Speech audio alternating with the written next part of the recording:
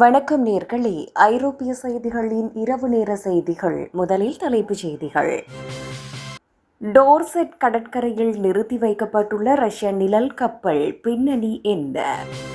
கோஸ்தியான்டிவ்காவை Russia கைப்பற்றியதாக கூறப்படும் தகவலை Ukraine மறுப்பு. மறைக்கப்பட்ட மாற்றுத்திறன் கொண்ட பயணிகளுக்கு பிரிட்டன் விமான நிலையங்களின் முக்கிய அறிவிப்பு. ஈரானின் தூண்டுதலின் பேரில் லண்டனில் பத்திரிகையாளர் மீது தாக்குதல், 2 சிறை தண்டனை. மேற்கு லண்டன் பேருந்தில் கத்திக்குத்து, வாலிபர் பலி, கொலை வழக்கு பதிவு. ஐரோப்பிய ஒன்றியத்திலேயே வேலையின்மை விகிதத்தில் பின்லாந்து முதலிடம், ஸ்பெயினை முந்தியது. பிரான்சில் எபோலா தொற்றிலிருந்து குணமடைந்த நபர். இனி விரிவான செய்திகள். ரஷ்யாவின் நிழல் கப்பற்படையைச் சேர்ந்த SM வைர்டோட்ஸ் என்னும் எண்ணெய் கப்பல் தடைகளை மீறியதாக கூறி இங்கிலாந்து அதிகாரிகளால் கைப்பற்றப்பட்டு டோர்செட் கடற்கரை அருகே நிறுத்தி வைக்கப்பட்டுள்ளது. சுமார் 98,000 டன் கச்சா எண்ணெயுடன் உள்ள இந்த கப்பலின் கேப்டன் மீது சட்டவிரோத செயல்கள் தொடர்பாக வழக்கு நடைபெற்று வருகிறது. கப்பலில் இருக்கும் இந்திய மற்றும் ஜோர்ஜியாவை சேர்ந்த 24 பணியாளர்களுக்கு தேவையான அத்தியாவசிய பொருட்களை வழங்க பிரிட்டிஷ் போக்குவரத்து துறை தீவிர கண்காணிப்பு மேற்கொண்டுள்ளது. முறையான கொடியின்றி சர்வதேச கடல் எல்லையில் பயணித்ததே இந்த கப்பல் பிடிப்பட்டதற்கான முக்கிய காரணமாக கூறப்படுகிறது. நீதிமன்றத்தின் தீர்ப்பு மற்றும் சட்ட நடைமுறைகள் நிலுவையில் உள்ளதால் கப்பல் அந்த இடத்திலேயே தொடர்ந்து நிறுத்தி வைக்கப்பட்டுள்ளது. சுற்றுச்சூழல் பாதிப்பு மற்றும் பாதுகாப்பு அபாயங்களை தவிர்க்க உள்ளூர் அதிகாரிகள் கப்பலை தொடர்ந்து தீவிரமாக கண்காணித்து வருகின்றனர். கோஸ்தியான்டிவ்காவை ரஷ்யா கைப்பற்றியதாக கூறப்படும் தகவலை உக்ரைன் மறுப்பு. கிழக்கு உக்ரைனின் முக்கியமான கோஸ்தியான்டிவ்கா நகரத்தை ரஷ்யா கைப்பற்றிவிட்டதாக ரஷ்ய அதிபர் புட்டின் கூறியதை உக்ரைன் ராணுவம் மற்றும் அதிபர் செலன்ஸ்கி அதிகாரப்பூர்வமாக மறுத்துள்ளனர். அந்நகரம் இன்னும் உக்ரைனின் கட்டுப்பாட்டிலேயே இருப்பதாகவும் ரஷ்யாவின் கூற்று முற்றிலும் பொய்யான செய்தி என்றும் அதிபர் செலன்ஸ்கி கடுமையாக விமர்சித்துள்ளார். நகரத்தின் சில பகுதிகளில் ரஷ்ய படைகளுடன் மோதல்கள் தொடர்ந்து நடைபெற்றாலும் உக்ரைன் ராணுவ படைகள் தங்களது பாதுகாப்பு அரண்களை தக்க வைத்துள்ளன.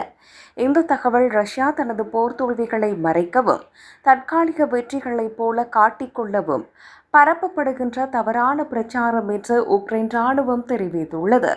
உக்ரைனின் தற்காப்பு அரணின் முக்கிய பகுதியாக கோஸ்தியான்டிவ்கா விளங்குவதால் இதை கைப்பற்ற ரஷ்யா நீண்ட காலமாக முயற்சி செய்து வருகிறது. போர்க்கள நிலவரம் குறித்த ரஷ்யாவின் இத்தகைய தவறான அறிக்கைகளை உக்ரைன் தொடர்ந்து நிராகரித்து தற்காப்பு நடவடிக்கைகளை தீவிரப்படுத்தியுள்ளது. மறைக்கப்பட்ட மாற்றுத்திறன் கொண்ட பயணிகளுக்கு பிரிட்டன் விமான நிலையங்களின் முக்கிய அறிவிப்பு. பிரிட்டனில் உள்ள விமான நிலையங்கள் மறைக்கப்பட்ட மாற்றுத்திறன் கொண்ட பயணிகளுக்கு தேவையான உதவிகளை பெற முன்கூட்டியே அறிவிக்குமாறு கேட்டுக்கொண்டுள்ளன. பார்வையில் படாத உடல் அல்லது மனநலம் சார்ந்த குறைபாடுகள் உள்ளவர்கள் பயணத்தின் போது தங்களுக்கு தேவைப்படும் கூடுதல் கவனிப்பு குறித்து முன்கூட்டியே விமான நிறுவனத்திடம் தெரிவிப்பது அவசியம் என வலியுறுத்தப்பட்டுள்ளது. இத்தகைய பயணிகள் தங்களை பிறருக்கு அடையாளம் காட்ட சூரியகாந்தி லேன் யார்டு எனப்படும் அடையாள அட்டையை அணியலாம். இந்த அடையாளத்தை அணிந்திருக்கும் பயணிகளுக்கு தேவையான கூடுதல் நேரம் மற்றும் உதவி வழங்குவதை விமான நிலைய ஊழியர்கள் எளிதாக்க இது உதவும். பயணத்தின் போது ஏற்படும் பதற்றத்தை குறைக்கவும் பாதுகாப்பான மற்றும் வசதியான பயணத்தை உறுதி செய்யவும் இந்த புதிய நடைமுறை கொண்டு வரப்பட்டுள்ளது. மாற்றுத்திறன் கொண்ட அனைத்து பயணிகளும் எந்த தடையுமின்றி விமான நிலைய சேவைகளை பெறுவதை உறுதி செய்யவே இந்த முயற்சி முன்னெடுக்கப்படுகிறது.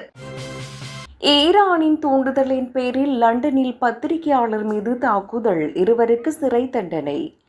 ஈரானிய அரசின் உத்தரவின் பேரில் லண்டனில் வசிக்கும் பிரபல பத்திரிகையாளர் ஒருவரை கத்தியால் குத்தி காயப்படுத்திய குற்றத்துக்காக 2 லண்டன் நீதிமன்றம் சிறை தண்டனை விதித்துள்ளது. திட்டமிட்டே நடத்தப்பட்ட இந்த தாக்குதல் பத்திரிகை சுதந்திரத்தின் மீதான அச்சுறுத்தலாக கருதப்பட்டு சர்வதேச அளவில் பெரும் கண்டனத்தை பெற்றுள்ளது. ஈரானிய உளவு அமைப்புகளுடன் தொடர்பில் இருந்த இந்த நபர்கள் குறிப்பிட்ட பத்திரிகையாளரை இலக்கு வைத்து இந்த வன்முறை வன்முறையை மேற்கொண்டது விசாரணையில் தெரிய வந்துள்ளது. இத்தகைய அந்நிய நாட்டு தலையீடுகளும் அரசியல் ரீதியான வன்முறை செயல்களும் லண்டனின் பாதுகாப்பிற்கு விடுக்கப்பட்ட சவாலாக பார்க்கப்படுகிறது. குற்றம் சாட்டப்பட்ட இருவருக்கும் நீண்டகால சிறை தண்டனை விதிக்கப்படுவதன் மூலம் ஊடகவியலாளர்களின் பாதுகாப்பை உறுதி செய்ய அரசு உறுதி பூண்டுள்ளது. சர்வதேச உறவுகளில் இத்தகைய நிழல் யுத்தங்கள் மற்றும் தாக்குதல்கள் ஜனநாயக நாடுகளுக்கு பெரும் கவலையை ஏற்படுத்தியுள்ளன. மேற்கு லண்டன் பேருந்தில் கத்தி குத்து, வாலிபர் பலி, கொலை வழக்கு பதிவு. மேற்கு லண்டனில் பயணத்தில் இருந்த பேருந்து ஒன்றில் வாலிபர் ஒருவர் கத்தியால் குத்தி கொல்லப்பட்ட சம்பவம் அந்த பகுதியில் பெரும் அதிர்ச்சியை ஏற்படுத்தியுள்ளது.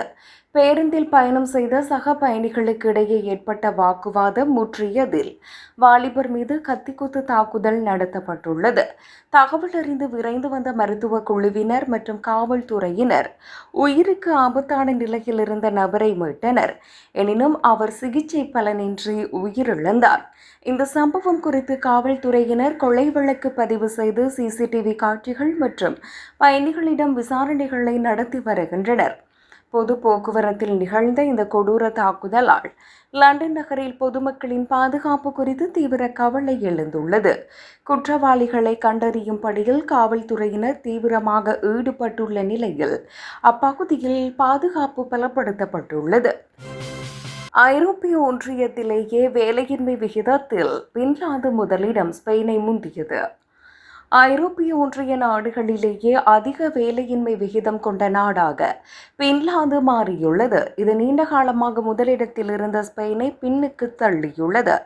நாட்டின் பொருளாதார மந்தநிலை மற்றும் தொழிலாளர் சந்தையில் ஏற்பட்டுள்ள சவால்கள் இந்த உயர் வேலையின்மைக்கு முக்கிய காரணங்களாக கருதப்படுகின்றன.